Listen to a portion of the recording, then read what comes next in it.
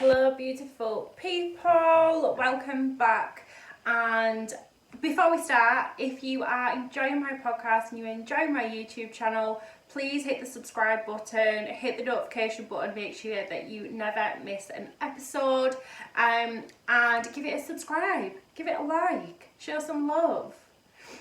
So today I figured, do you know what would be a good follow on from last week's episode when I spoke about a morning routine? Oh, shock horror. An evening routine.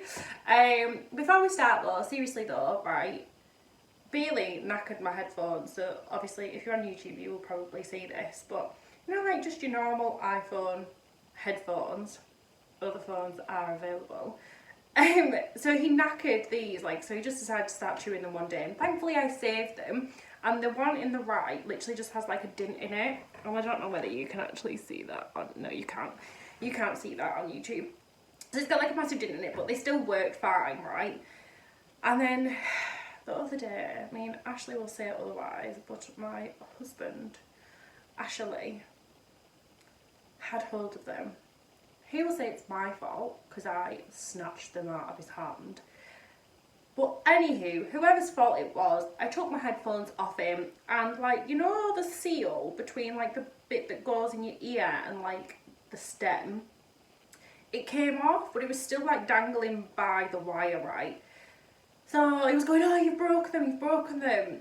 I was like, oh, it's fine, I'll just super glue it back on, it'll work. And I've super glued it back on. Now I'm trying to put it in my ear. I've super glued, I don't know how, but I've super glued it on the wrong fucking way. So the speaker bit that's actually supposed to go in your ear hole actually faces out of my ear hole now. But anywho, we move, it's fine. I'll just place it in my ear. And it doesn't even fit in my ear properly anyways because of my tragus piercing. So, you know, but hey ho, all is well. I'll get some new headphones at some point. I don't really listen on these headphones anyways. I'll only really use them for recording this podcast.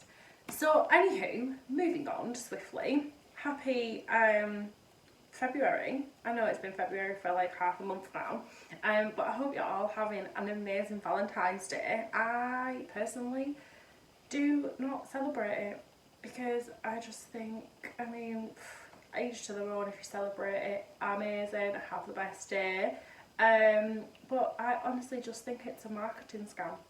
You know what I mean? Each to their own, and like I say, businesses have got to make money. I totally get that, but I honestly do just feel like the prices of flowers go up and the price of chocolates go up, and I honestly personally just feel, oh my days, my hair.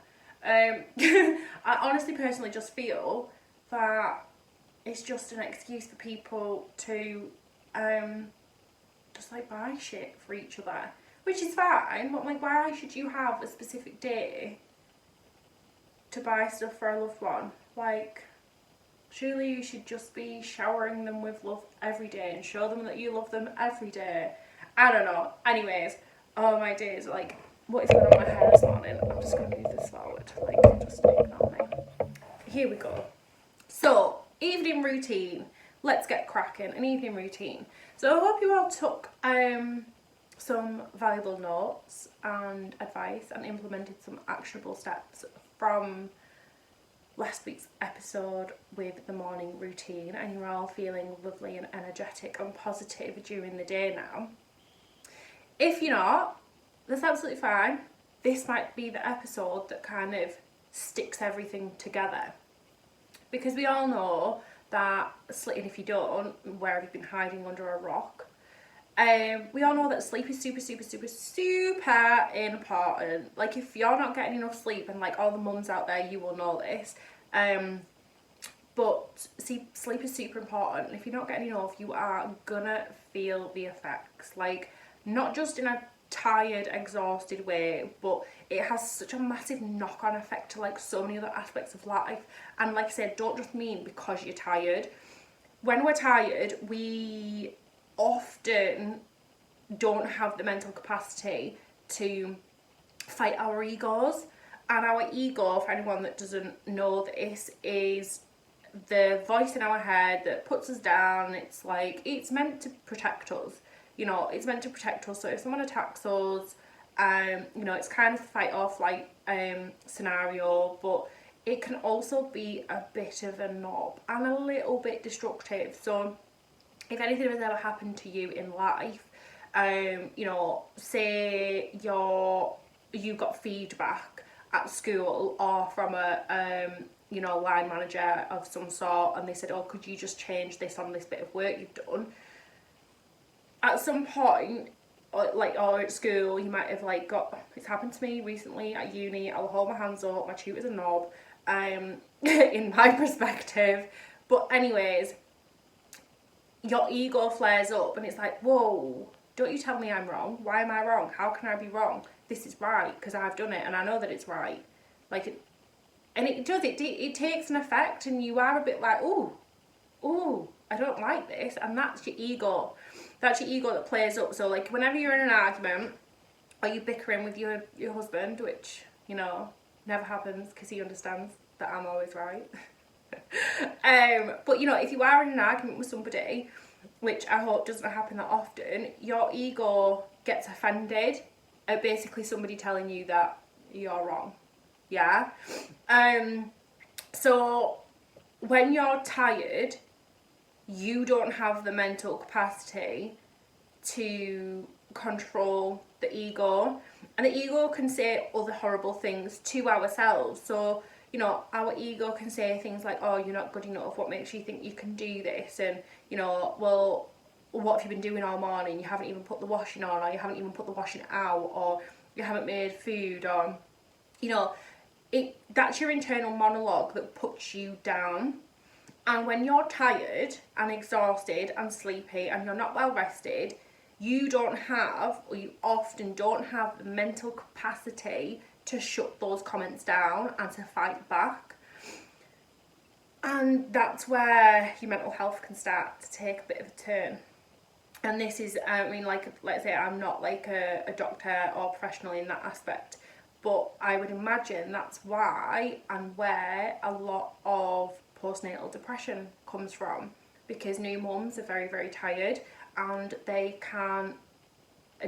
don't really have that mental capacity to then shut up their ego when the ego is going, well, what makes you think that you can be a good mum? You haven't got enough nappies, or you haven't put the washing on, the house is a mess, like blah blah blah.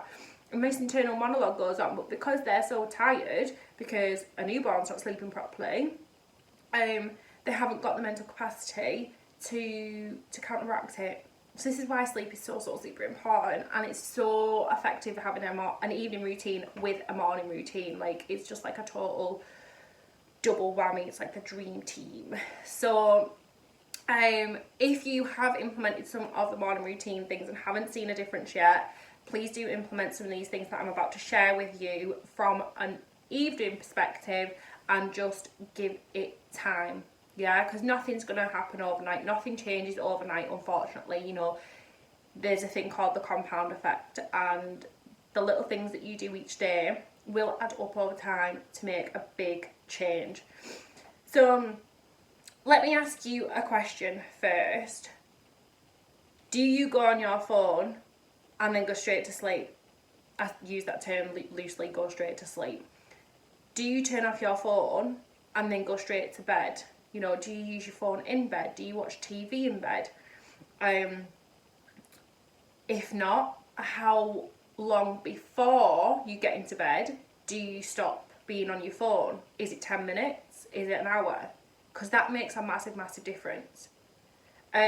So I know it might sound like the most obvious one ever, and it is, and I think probably the majority of you that are watching and listening will know that if you are on social media and you are stimulated by blue light and then you go straight to bed, the chances of you getting to sleep anytime soon is very narrow, because of the blue light stimulating the brain. Knowing it and implementing it are two very different things. So you might know this, but having that discipline to actually put it in place is it's another kettle of fish. And often we stop implementing things, or we don't implement the things because we haven't personally seen or felt the benefits. So I'm sorry, but you're just going to have to take my word on this. If you were to stop looking at your phone and stop all blue light, so phone, TV, tablets, like any sort of technology, Xbox gaming, all that kind of thing, there are other games consoles available. If you stop that, you know, say at the minute you're using it right up until you pretty much go to bed and you try and go to sleep.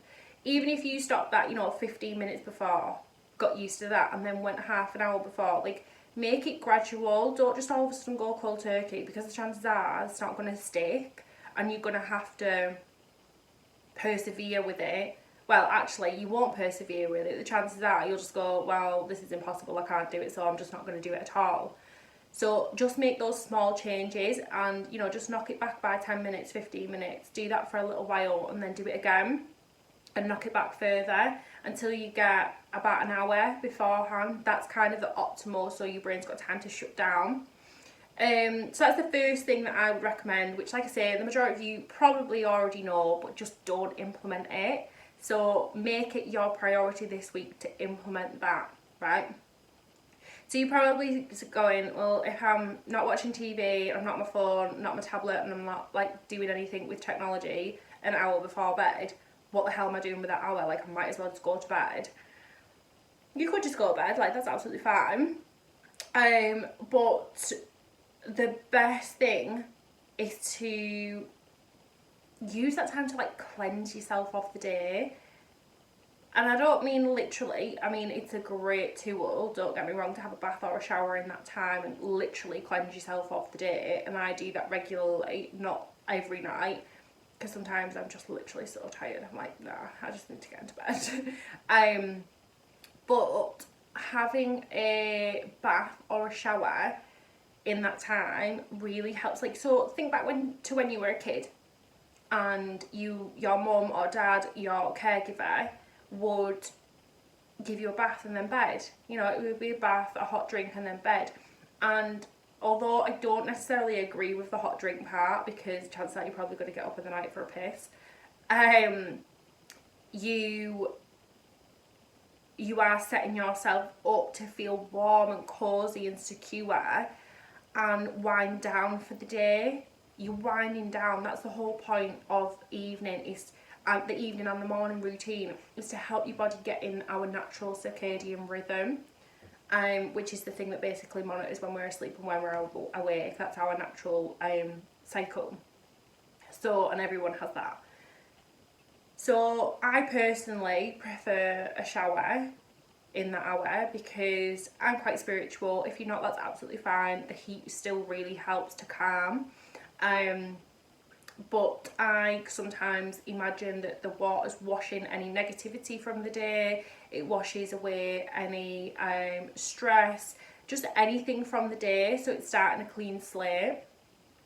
Another thing that you can do, even if you're not spiritual, like, this is amazing, is I have and I mentioned this in the morning routine, I'm sure I did, so I have a shower gel which is scentless, like, it doesn't smell of anything, so it's shea butter and it doesn't really have a smell.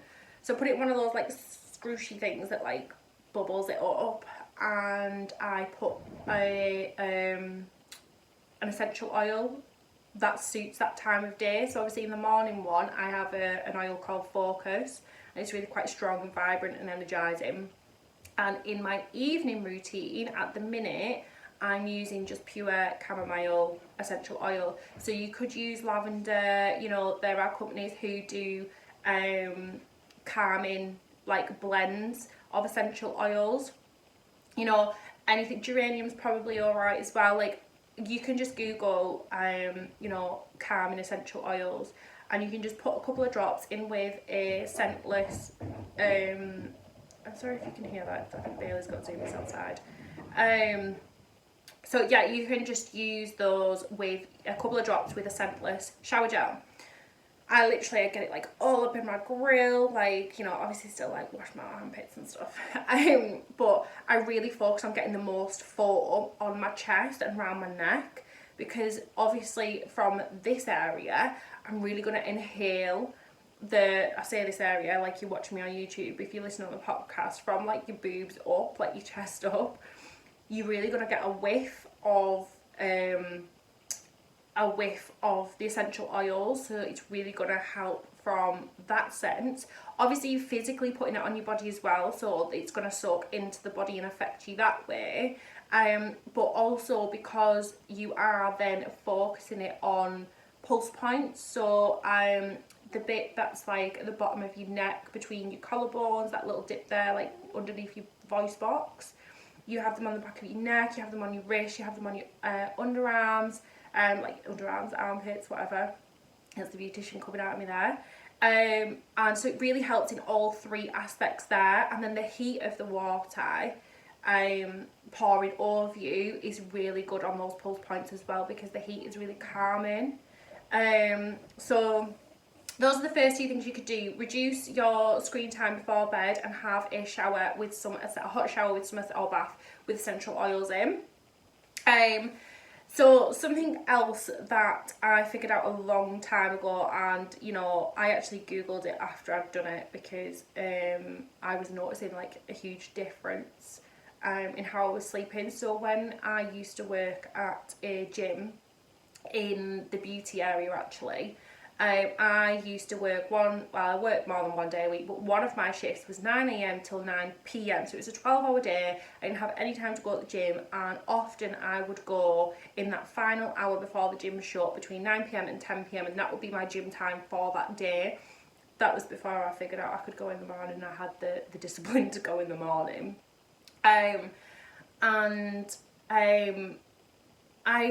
I noticed that I struggled to sleep on those nights, which it wasn't a major issue, because the following day I didn't start till 2 p.m. Was it 2 p.m? It was either 12 or 2, I can't remember. And I would finish at 8. So again, it was another late night, but I had the kind of morning to like recuperate a little bit, and I always had the intention of going to the gym in that morning before I started my shift, but it never worked. And the reason was, when I finished at 9 p.m. at night and I had that hour before the gym closed to train, that was stimulating my body. It was stimulating adrenaline, it was stimulating stress, because training and weight training actually gives your body a healthy dose of stress. You know, pushing weights that your body actually isn't quite capable of pushing technically, because that's the resistance, it's putting your body under stress, but it's also helping alleviate stress at the same time. It's a very, very strange scientific way that it works, but it's really getting your adrenaline going, and it's really getting your mind working and your body working, and it's getting it revved up. You know, you're working to push your body to make changes, whether that's muscular or fitness, you know, whether you are doing a 10k on a treadmill, or whether you are pushing heavier weights. And it gets the body in that mentality of like, right, yeah, let's go, we're going for this, when actually you want it to do the opposite. So I was really struggling to actually sleep, and most of you are probably thinking, well, actually, if you've done a good workout, you should be tired afterwards, like you should be well worked, like surely that's helping to get rid of all that final burst of energy. But I wasn't finding this, and I was like, oh my god, why am I struggling to fall asleep? You know, it was ending up being like half midnight, 1 o'clock. You know, I'd be awake for like 2 hours after I'd get myself into bed, that I would be kind of falling asleep sometimes later, and then it would be disturbed sleep as well, which is even worse. So I googled it, and actually you are not supposed to exercise within at least 2 hours of when you expect to go to bed. So if you want to go to bed at 9 o'clock, you should have finished your exercise by 7 o'clock at the very latest. You know, if you don't want to go to bed till 11, you know, you could probably go to the gym at 8 and finish by 9, and you would probably still be alright. So those of you who are nighttime trainers, just I don't know what happened there, bear that in mind. I appreciate, obviously, work commitments and all that kind of thing might dictate when you can and can't go to the gym and their opening hours and whatnot, but just bear that in mind when you are looking at your training routine. So there's 3 things. We have got no blue screen before bed, using a hot bath or shower with essential oils, and do not exercise within 2 hours of going to sleep. The other one, this is probably, well, actually there's probably 2 more. One's a bit more vague and kind of overall. But the next one that I want to share with you, it kind of goes in with the gym side of things, but not. So I read some studies, I mean they were a while ago now, they've probably done more studies since, that the more hours sleep that you get before midnight, the better the quality of sleep. So for those of you that are going to bed at 11 p.m. and getting up at 7, the chances are you're probably still going to feel quite tired.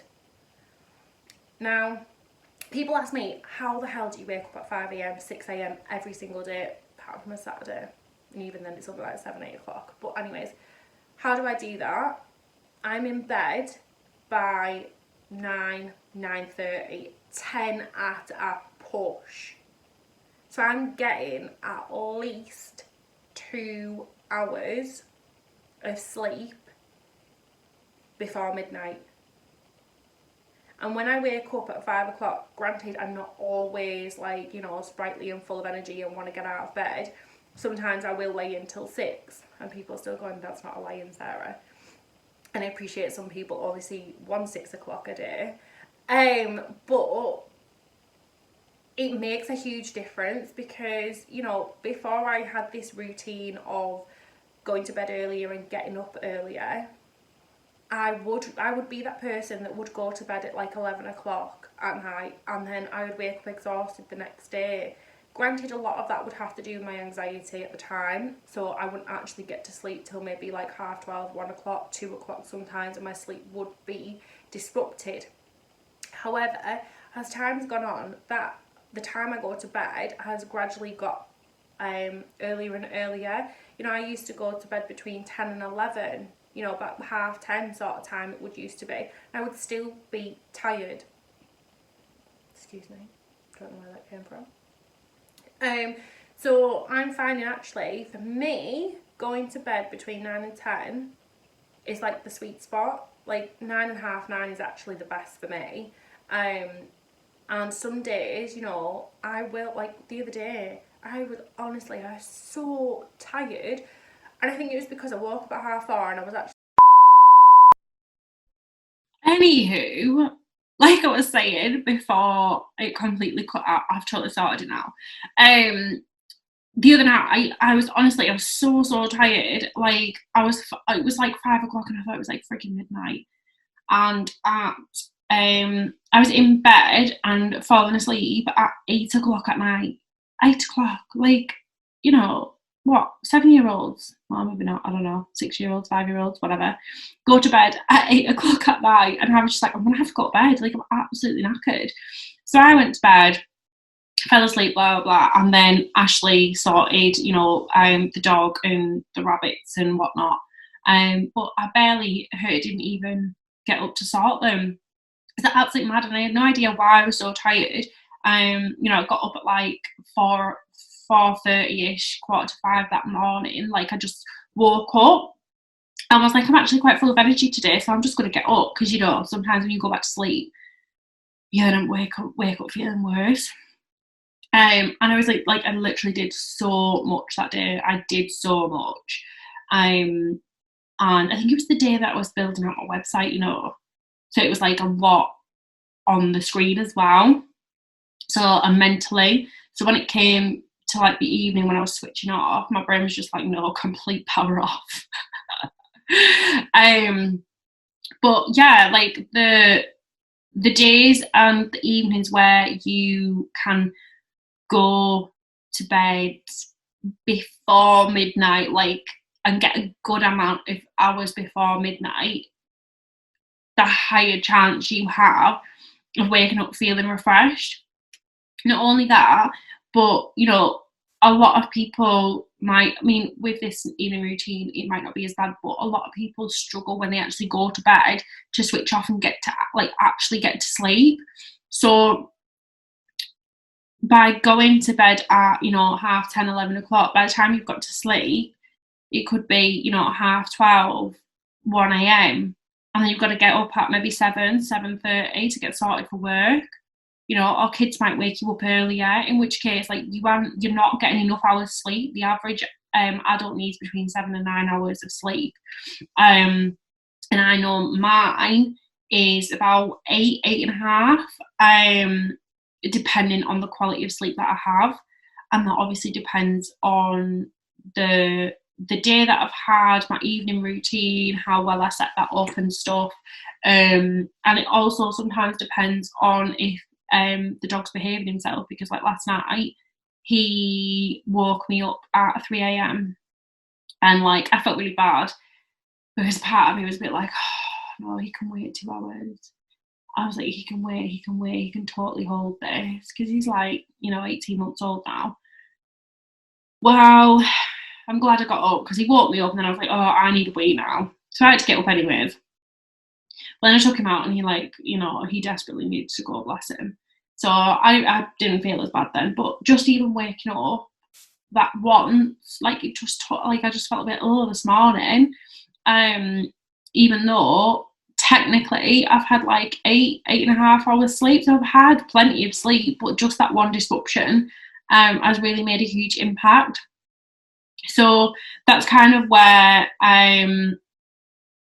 it is totally down to the individual and the individual personal circumstances. Because, like I say, if you've got kids, chances are you are going to have disrupted sleep, which will affect your energy levels in the morning.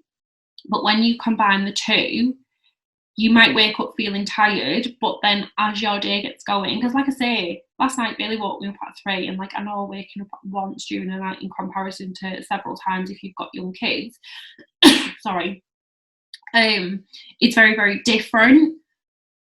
However, you can still regain that energy by, or at least minimize the drop in energy by having a good evening routine and a good morning routine, because I still feel like really energized because of how I sleep when I do have those good chunks of sleep, because I have enough hours of sleep before midnight, because I have my morning routine with my essential oils and whatnot. So yeah, it does. This goes back to the compound effect of how all these little things will add up to make such a big effect.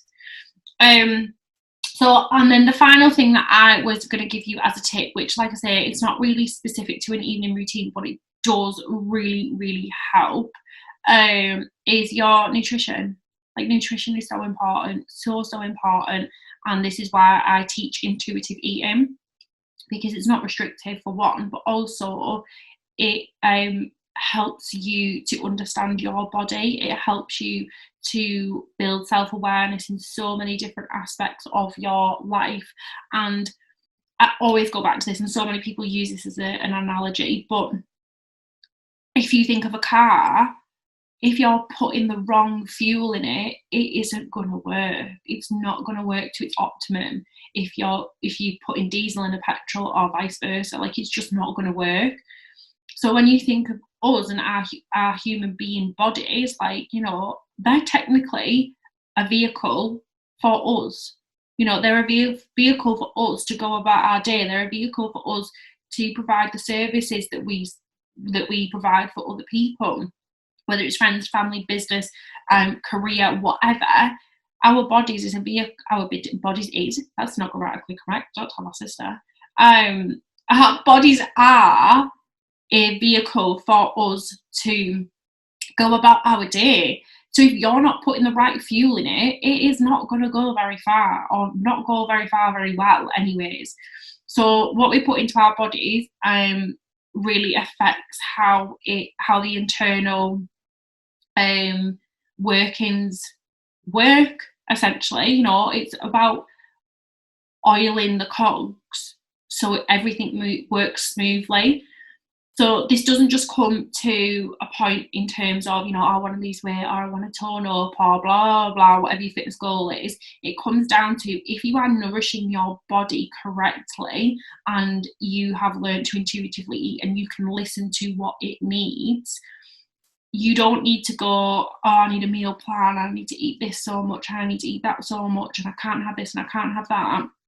You can have a good balance of being able to fuel your body enough with the vitamins, minerals, and everything that it needs, so that when you do have pizza on the weekend, it can bounce back so quickly that you don't even really realise that you've had a pizza or a burger or whatever your indulgence is.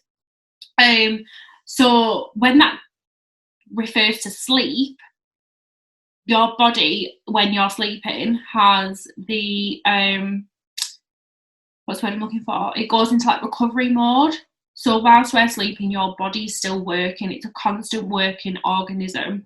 And if you're not fueling it properly, not feeding it the right things, it's not going to be able to continue to do that for you effectively.